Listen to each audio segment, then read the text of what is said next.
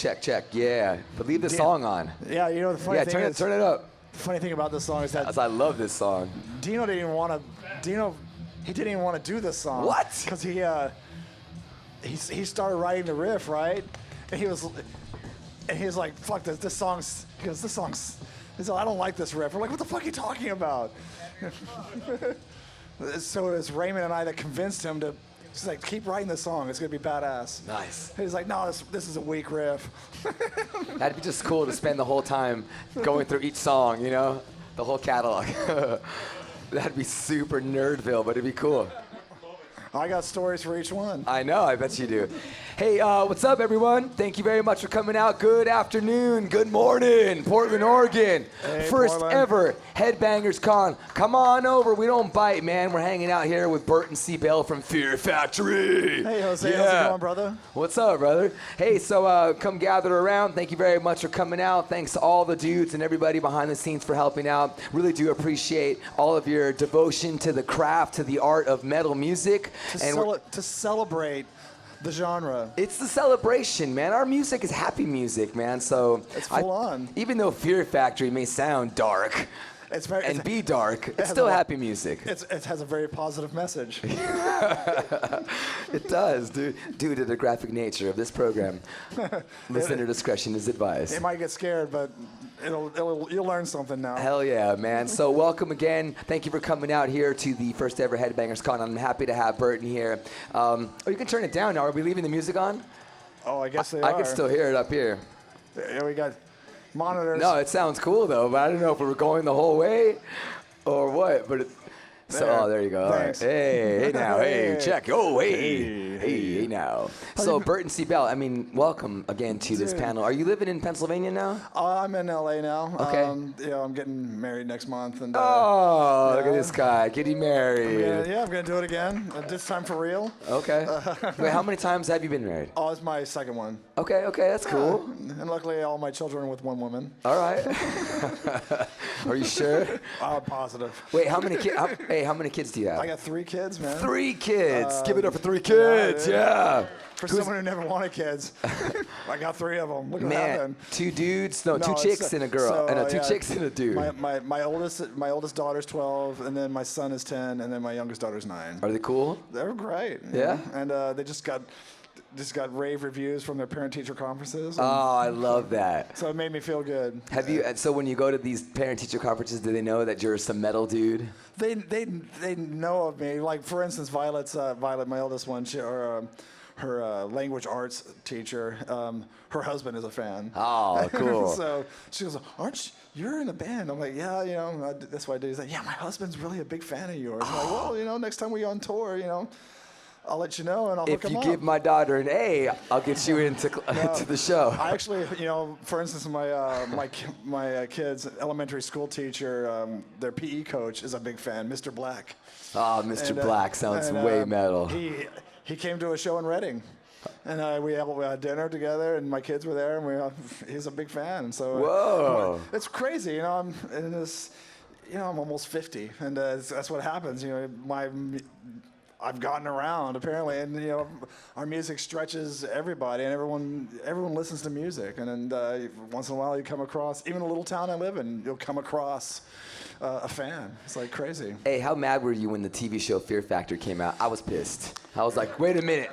Those 2 names belong to my boys. Dude, I was talking about this. Not to this damn TV show. What's funny is I was talking about this yesterday, and someone goes, What do you think about that? I go, if I ever meet Joe Rogan, I'm going to tell him to fuck off. Quote that right there. Put that up on the internet, please. Blabbermouth will put that on there. You've been a fucking thorn in my side for years. Yeah, right? And we had a manager at one point. Well, I go, man, isn't there something we could do? Is there something we could do about that name? Is like practically our name. It's like, well, if you want to sue NBC, then go for it.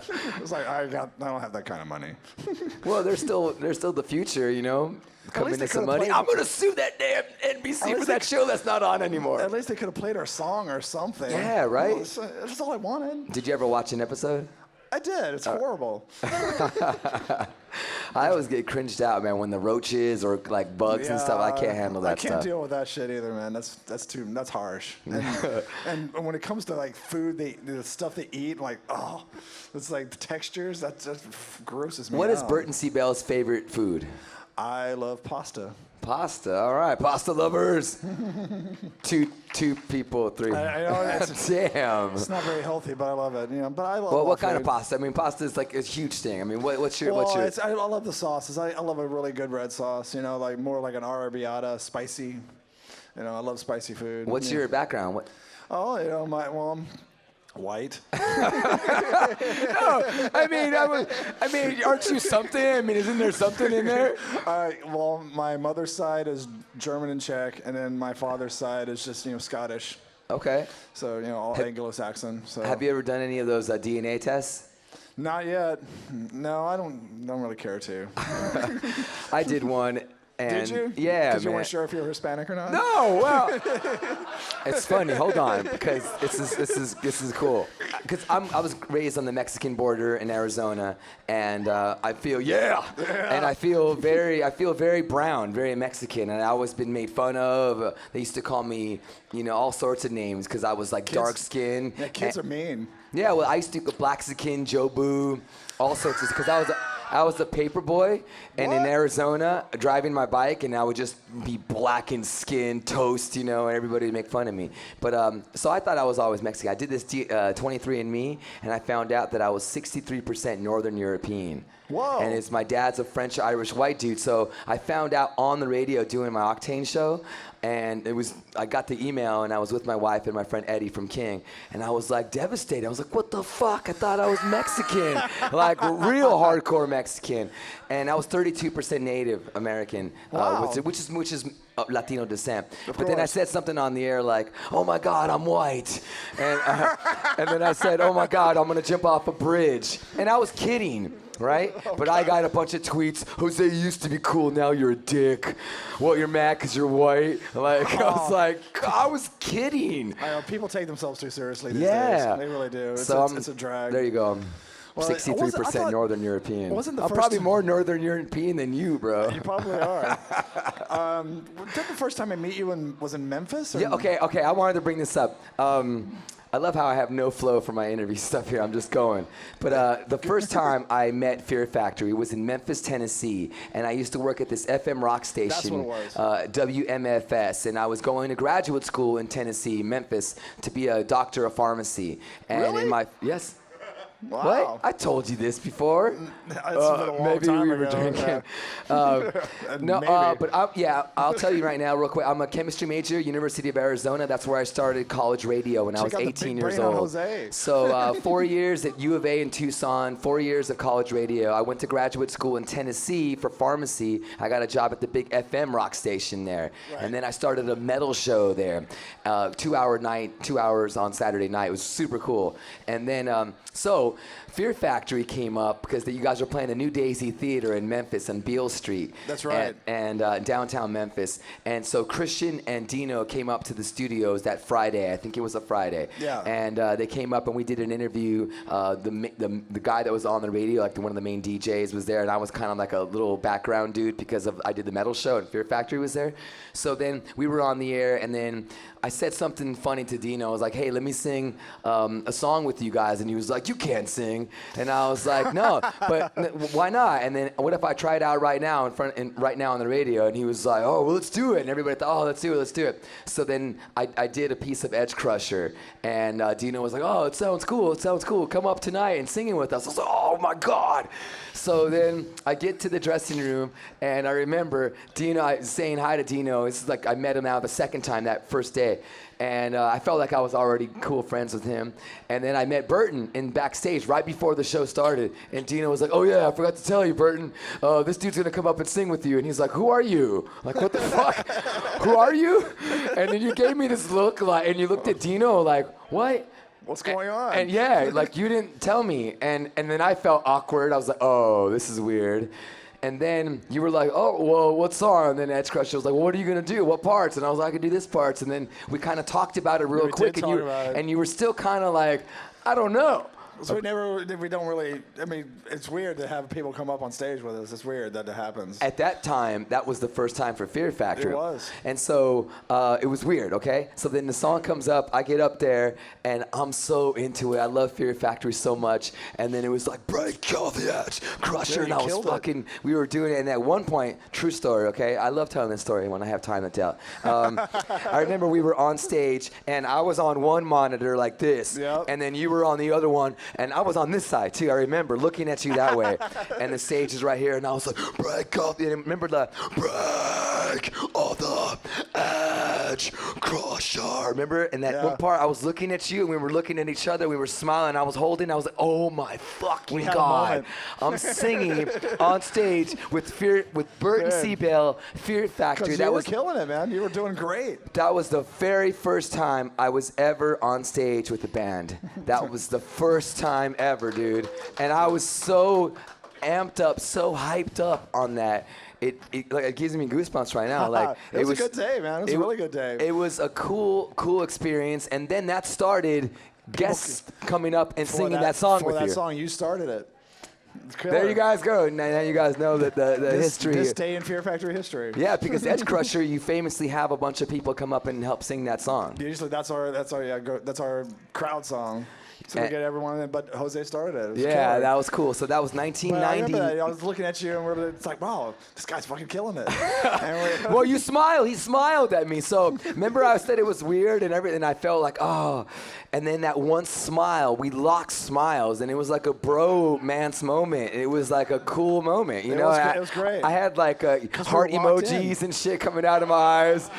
we were locked in, man. It was perfect. It was cool. So, and we've done that several times after. But thank you, Burton, for that, man. Hey, man, thank you, Jose. You know, you've been a true supporter and just been a true friend ever since then. It's cool. I mentioned it yesterday, but I grew up a fan of metal so hard, and then to be able to love these bands and to pick up Soul of a New Machine, you know, and I was like, what the hell? I was scared of that first album. It was a crazy album. First of all, we had way too many songs on the album. We just like blew our whole load on that record. We got 17 songs. Okay, we're gonna put them all out. And half the songs actually were the last songs we wrote. And some of the songs shouldn't have never been on a record, honestly. We should have saved them for the next record, like Manipulation. What the fuck's that? Fuck that song. Fuck that song. Hey, no, it's horrible. So we played it once live. It was a train wreck. What was the first Fear Factory song that you guys wrote that you said, this is awesome? Well, we started writing songs, and we got together.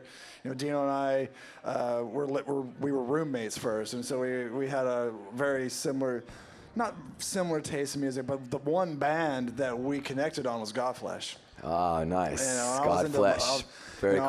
I was into like more avant-garde or industrial and goth music and stuff like that. And Dino was into grindcore and thrash but we connected on Godflesh, and he was playing me Napalm Death and stuff like that. I was like, wow, fuck, that was really Carcass. See a guy with Carcass. Yeah. What year was this? Oh God, 1990. 1990. And why were you roommates with Dino? Well, it was weird. I was in and was he dirty? Well, okay. Did he smell? That's okay. So I was in another band. My first band in LA was called Hate Face. Hate Face, and we were. Hey, Mom, I moved to LA and I'm in a new band. We were. What's it called, babe? Hate Face. Hate Face, and we wanted to be. There was a label back then called Amphetamine Reptile, which was Helmet was originally on that, okay. And there was like a lot of like really like I call it noise bands. This is like noisy fucking punk rock. And that's what we wanted to be on. So that's the style of music we were doing. But I was like doing this growling stuff, whatever. And we were all about Jim Beam and Crystal Meth and William S. Crystal Burroughs. Method, the band, not Crystal. No. Yeah, so long story short, my guitar player and drummer lived in this big house in Hollywood, and I needed a new place to live. I was sharing a futon in a living room in Hollywood, off of Hollywood Boulevard. I moved out of one place, and I needed another place to live, and my guitar was like, hey, my drummer was like, hey, man, there's a spare room in this big house. There's a huge house off of Hollywood Boulevard at like Hollywood and Argyle, and behind the Pet Boys. And it was, it had like 9 rooms. Was it the big house that he still lived in, like, or the ones that what's his name? The guy that talks like Dougie. It's not that house. No, not that house. Okay. This house was much nicer. That house was. No, that house was. This house was It should like be tore down. It was owned dude. by. It was the guy who owned it was. His name was. We knew him as his name was Midnight. It was like some weird, like he ran clubs, goth clubs in Hollywood, but there was a harp. She was going to school playing harp. She was going to UCLA, and she was like a classical musician. She had one room. There was another model and another one. It was like various weird people. It had 9 rooms and 1 kitchen, 3 bathrooms. And I took a room for like $250 a month, and we all shared like this common room, a common like living area, the living room where we watch TV or whatever, and we all hang out. And the kitchen was a fucking mess, man. It was, I can just there was imagine. a grand piano in the house. Oh wow! And we had so many awesome parties there. What about the toilet? Gross, huh? Gross, dude. Yeah. But there was 3 bathrooms. Dave Gibney, the guitar player, he used to. So there was it was a mixture of like girls and guys living there, right? Dave's like, I don't know whose fucking loofah sponge that is, but I just jerked off in it. Oh. A sponge, you said? A loofah sponge. Oh. I was like, dude, that's fucking like sandpaper. I know, it fucking hurt. That's bad. Dude. Those are the but roommates. Dino, Watch your loofahs, okay? Dino lived. When I first moved in, my drummer, he anointed my bedroom by jerking off on my pillow. Oh, You fucking dick, dude. Who does that, dude? That's so messed up. I'm still friends with him. Oh, okay. But Dino lived on the 2nd floor, and he was like, I always heard him playing guitar during the day. So there was people in the house I would rarely see. And I heard him playing guitar, and I was like off one day. I was like, hey, I knocked on his door. What the fuck you doing? I hear you playing guitar, and so he's playing, jamming. He had his classic jacks in there. And, was that the first time you met, had eye contact and you met him? So you didn't see him walk his fucking Mexican long hair? No, that was the first time I met him. That's the first time I met him, and then that's when he started coming to Hate Face shows, and that's when he started seeing, saw what I was doing. I was like, oh, all right, and then. He really, all he had was a mattress on the floor, his Marshall cab, and his JCM 800. And some burritos. Yeah. Oh, there's crazy shit all over the place. He had porn everywhere. Because he was working at the rock shop on Hollywood Boulevard, and then they would get all this crazy stuff. But that's when I first met Dino, and then Hate Face had a show booked at Raji's, and all of a sudden our bass player is like, well, I'm going to Israel. Why? We're getting a show. Like, well, I'm going to Israel. I'm like, oh, fuck. Okay, what are we going to do? Well, I don't know. So we decided to, instead of do Hate Face, we're like, all right, we'll do another band. Raji's didn't give a fuck as long as somebody played. So Dino came in, and we were just basically writing like Godflesh type of songs. And the first song we wrote was Big God. Oh, but it was like, nice. It was a really raw, early version of it, completely different than what it ended up being on a Soul New Machine. But we played as a band called Ulceration that night. Dino on guitar, my drummer Alex, and then Dave on bass. So Dave was a guitar player, we went to bass. So we became Ulceration that night. And we did some Hate Face songs, and we did a couple originals. And that's where it started? That's where it started. So what about Fear Factory? When did that happen? After that, Hate Face was off. Hate Face was done. We lasted like 9 months. We played the circuit in Hollywood a few times. We played on KXLU live once, and that was on Pyrotechnics. Someone has a tape of that, by the way, which is crazy. So after Hate Face, Dino's like, why don't you and I work together? I'm like, okay. So he goes, I know this drummer. and his name's Raymond. So I had a car. Dino didn't have a car, so we drove down to Frogtown, where Raymond lived. Frogtown's the area below Dodger Stadium on the river. They call it Frogtown because of frogs on the river. But he lived there, and we get to his house. It's classic, classic old LA house, really old neighborhood, very, Hispanic area. But Raymond lived. He didn't live in the house. He lived in a shed in the backyard. Wow. And you walk in, and there was this bed, and he's just TV and video games. And we're sitting there, and we're just jamming. I'm like, talking to Raymond. That's when I first met him. I'm like, hey, we should jam. And so the next time, it's like, okay, well, let's do this on this day. So it happened to be Halloween in 1990. It's like, okay, well, we're going to come over. Raymond had a rehearsal room down in, I wouldn't say South Central, but it was like just below USC area in LA. USC is below downtown. And there was a studio in a strip mall, really. And it was closed off by gates. And it was next to a Halal Meats. And there was just like this nondescript door, and you open it up, and it was owned by a jazz artist, and he just did his own shit in there. But it was a PA, and Raymond had his drum set, and the first jam was with Raymond.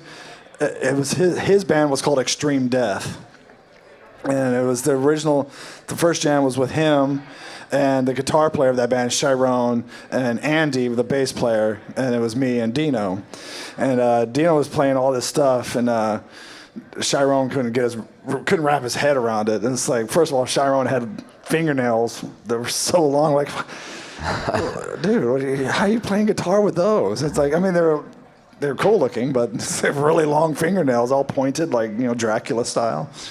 But Chiron never came to another jam after that, and so we're like, okay, we just started writing music, and we started writing music. We didn't play for like 6 months. We wanted to write songs, and we didn't even have a name for a long time. And like, why don't we call it? Just keep the band name Extreme Death. I'm like, no.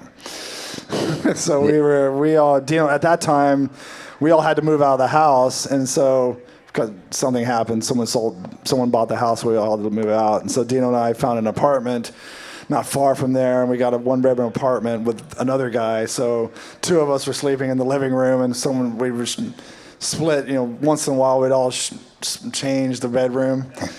But our friend Robert was one of the roommates, and then he was still is a music collector. And he just had demo tapes from all over the world. And we would just sit and talk beer, and drink and drip beer and just talk, and I'd be smoking out, and like, talk about the philosophy. Well, what are we gonna do? What is this and all that? And then we was like, we gotta come up with a name. And Robert's like, I got a good name for you called Creeping Buttercup. I'm like,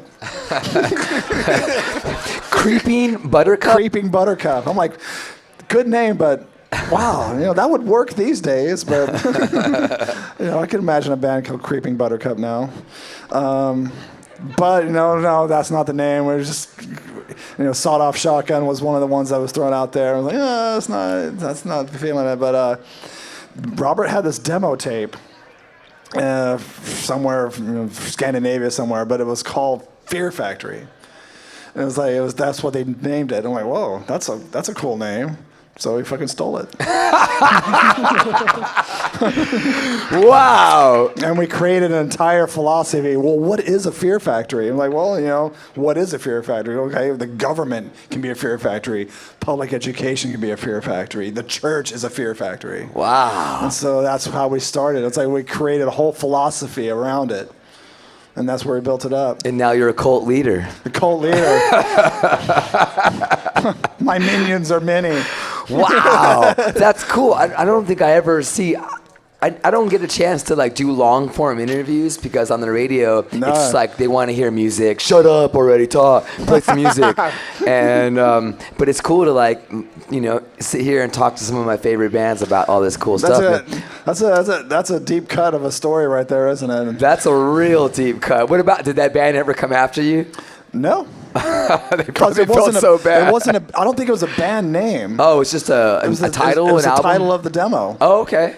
All right. And That's less dicky. Yeah. So So, no one ever came after us ever. And I was concerned about that for a minute because when we finally started, we got signed and we were like, all right, we're going to that area. Someone's going to come to us and throw us a fucking cease and desist letter. But all these years, nothing. So Fear Factory was born Halloween 1990. That was our very first jam. Wow, And, that's cool. That was a good night. So wait, are you guys approaching on 30 years then? Yeah, Raymond's dad. Raymond had his dad was like in his 80s. He was an old dude, so he was in World War II. But a very respectable man, but he was a very old dude. But he had this like classic 70s station wagon, and that's what he put all of Raymond's drums in it and Dino's gear, because I had to take Dino's gear in my Carmen Ghia. So imagine a fucking Marshall cab and a fucking JCM 800 and 2 guitars and a fucking Carmen Ghia and Dino. It's like, this is not going to work. But we made it work. But we drove down that night and we just jammed and just came up with stuff. And, there was a PA. I had this classic Echo box, that I plug into, and it's like classic reverb. And I wish I still had that. It was fucking massive. So I would say, as a fan and as someone that programs this music for over 20 years, I would credit Fear Factory as the originator of the, clean vocals with heavy singing. There wasn't a lot of bands doing that at that time. Actually, there wasn't any really bands doing it at that time. And I remember hearing you guys on the Soul of a New Machine. I was like, whoa, this is different. This is heavy, but then he's singing too. And it was never intended. It was just one of those things that happened. It was when we were working on Big God, Dino started rewriting the song while we were jamming. We had written a few songs, but he started writing this one song, and because Dino is a very talented guitar player, he has a very diverse range of what he wants to play, and he started playing this chord. And I was doing my thing, shouting whatever through the delay pedal and whatnot, and then he started playing this chord, and I'm like, I just started out of the blue. I just started singing. Like I started doing this humming thing, and for me, I was emulating my favorite artist. I always do. From that time period, it could have been, Chris Cornell, or it could have been Justin Broderick, or it could have been Carl McCoy, or Andrew Eldritch. It could have been any number of one that I was trying to copy, but I was making it my own. But Godflesh, Justin Broderick, he didn't sing. He did like this chant. It was like a groan, mostly a moan kind of thing. But I put a tone to it. I put a harmony, a note to it. And Dino started playing this thing, and I go through the delay pedal. I started going, ah, and Dino's like, what's that? What are you doing? I'm like, what am I doing? Sorry, I won't do this. No, it's fucking great. Do it. Do that. I'm like, okay. Wow. So it was never intended. It's just an accident.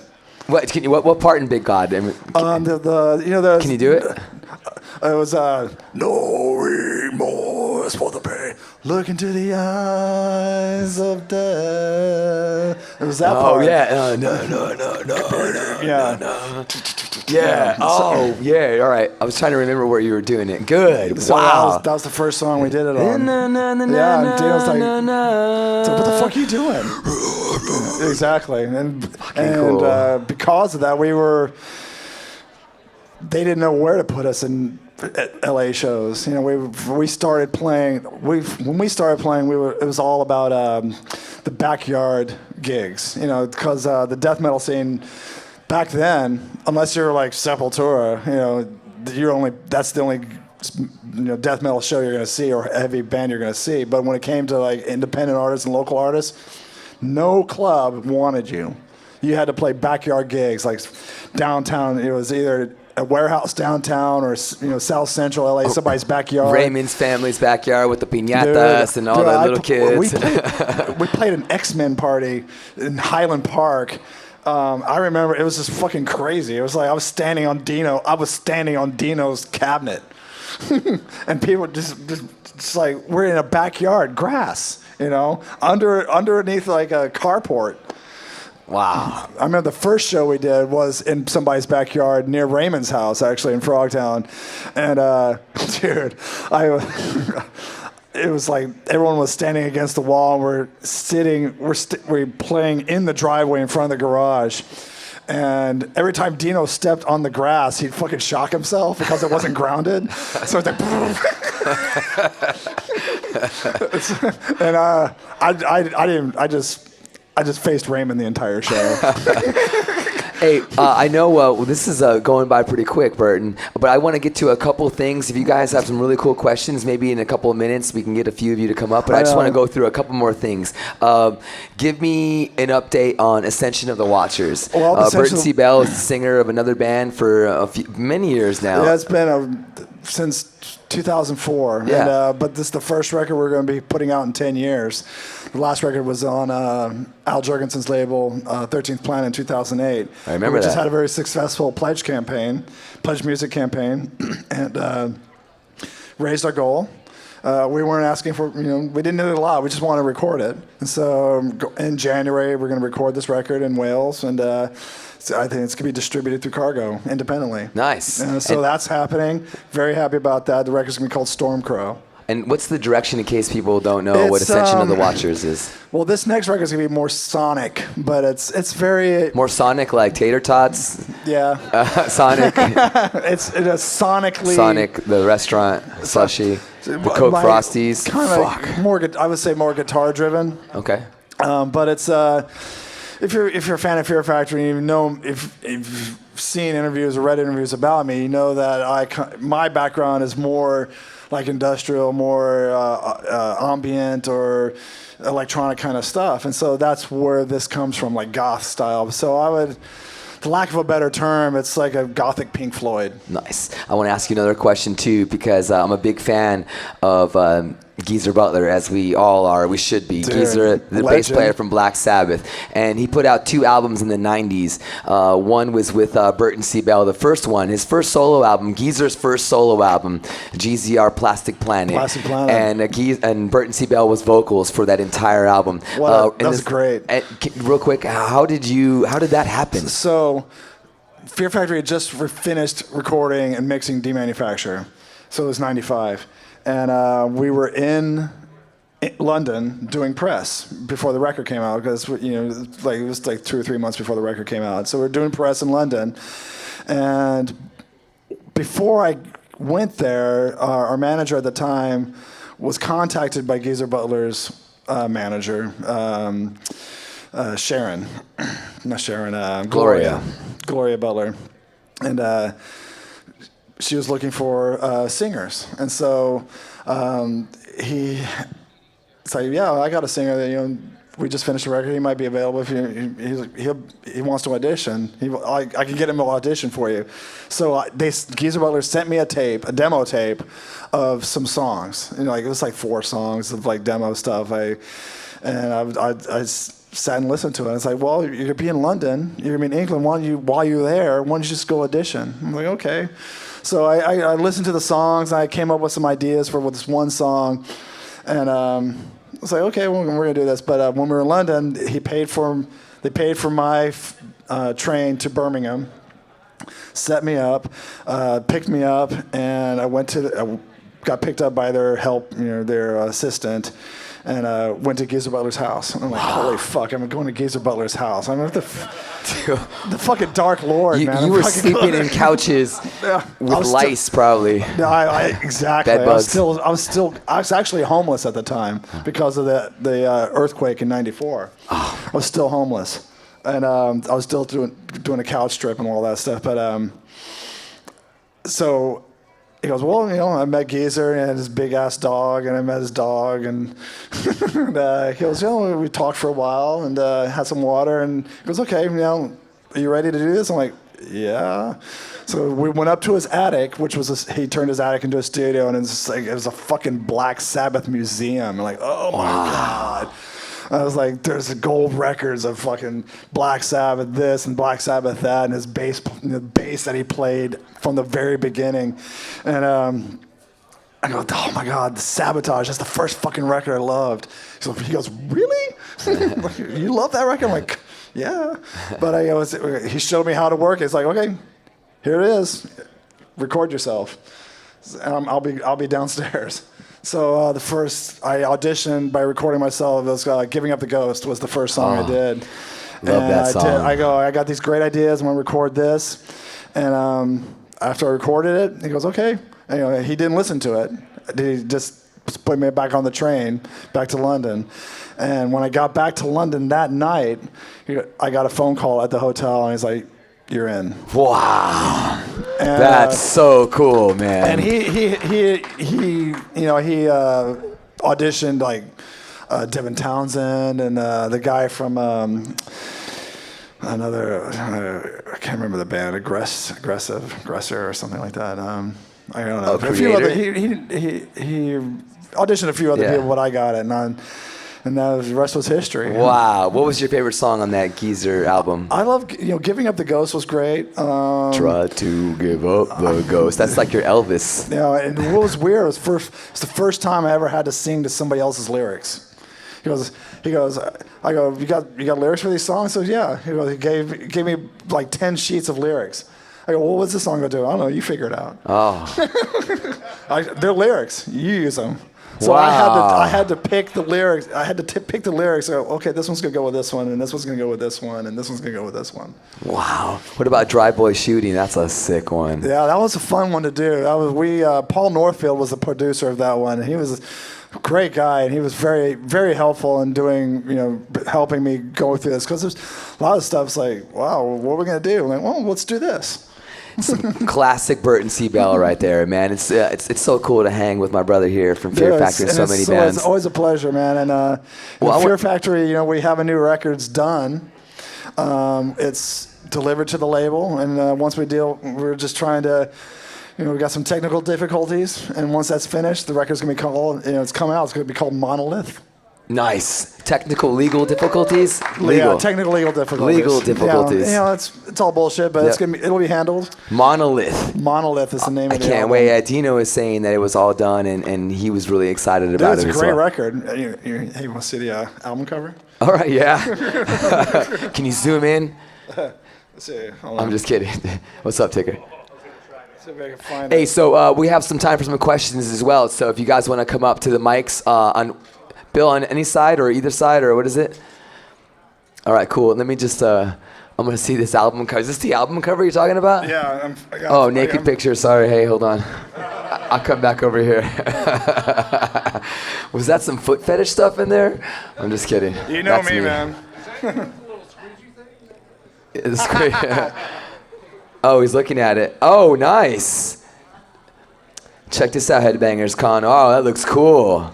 Yeah, that's sick. Yeah, looks like a tattoo. Can't see it, but you can. Hey, Burton C. Bell here, Fear Factory. What's your name and where are you from, brother? Tony. Hey, Tony. In Portland for the last 15 years. Yeah. Hey, man, how's it going? Hey, first time I seen you, I believe I was living in Salem. I've seen you like 4 times. I mentioned to you yesterday, and then I've seen you guest with Ministry a couple times at the Roseland. Yeah.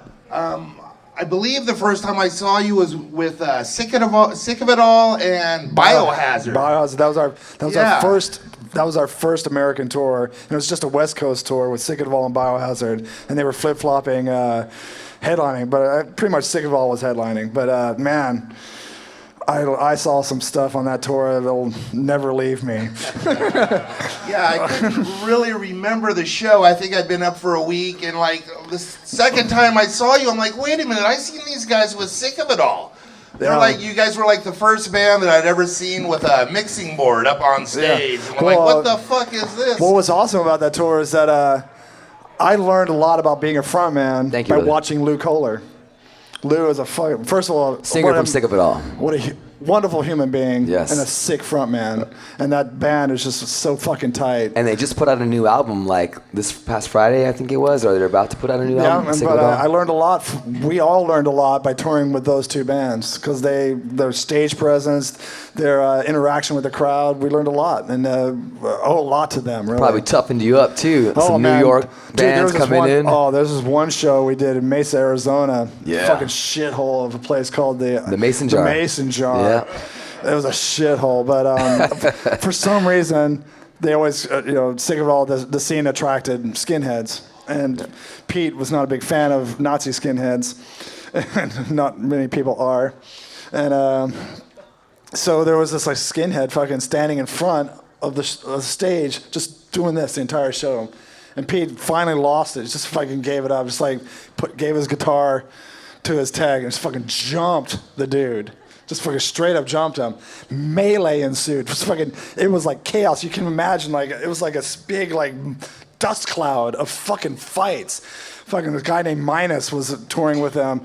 He grabbed an 8-ball from the pool table, pulled off his sock, and fucking started swinging. With the 8-ball, just started swinging around. Wait, dude, how do you sit there? Dude, hold on. Dude. Don't wait.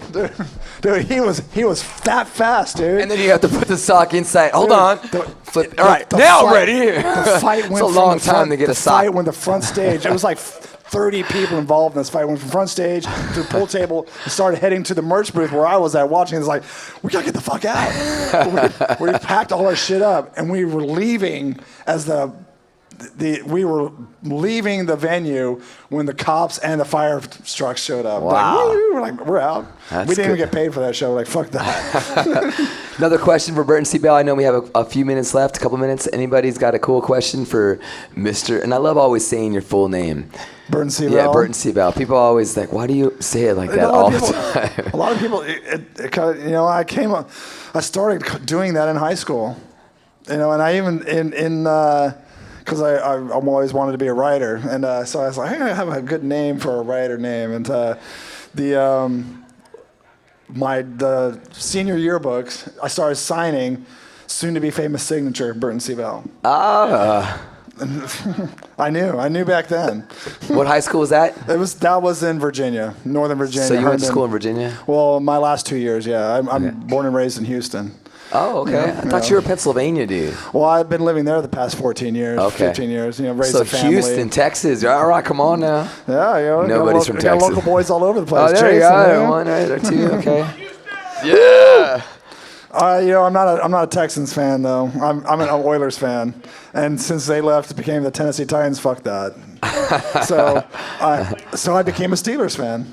All right, there you go. Oh yeah. I think I knew that Not about because you. of Pennsylvania, because I was, that was our ultimate rivals. But fuck that shit. Let's talk about music. Burton C. Bell, and you can follow Burton too. It's a BCBI. BCB_I. EYE. I like I. And EYE. And I don't have a personal Facebook page, but there's a Burton C. Bell fan page that my fiance she administrates. Nice. So don't be mean to her. The fan page just becomes the hate fan club. This dude's a dick. I don't get that a lot. No, you're a super dude. I do all right. Anybody have a last question? Because I think we're wrapping up. Yeah, come on to the microphone, brother. With the Iron Maiden shirt on. Yeah, classic. Hell yeah. What's your name and where are you from, dude?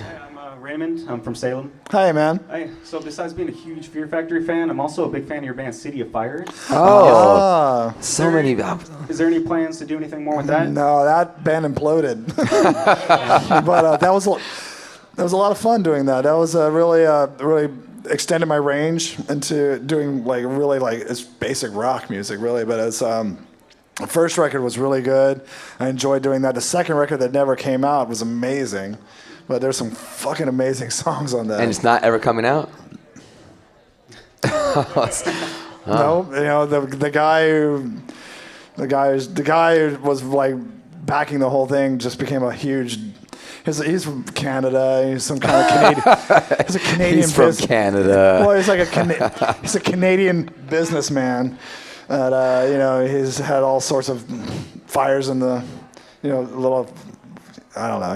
It just didn't work out. It's all good. Thank you, brother, dude. Nice. Last question, because I know we're wrapping it up here with Burton C. Bell.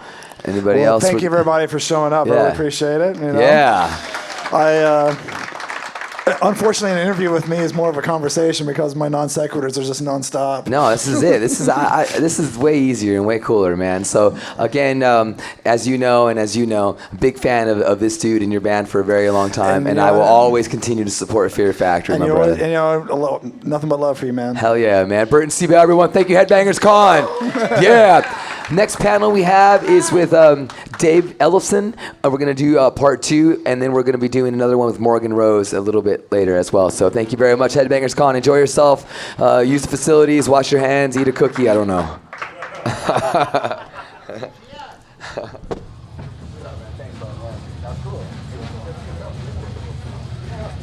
That's always fun, man. I love talking to you.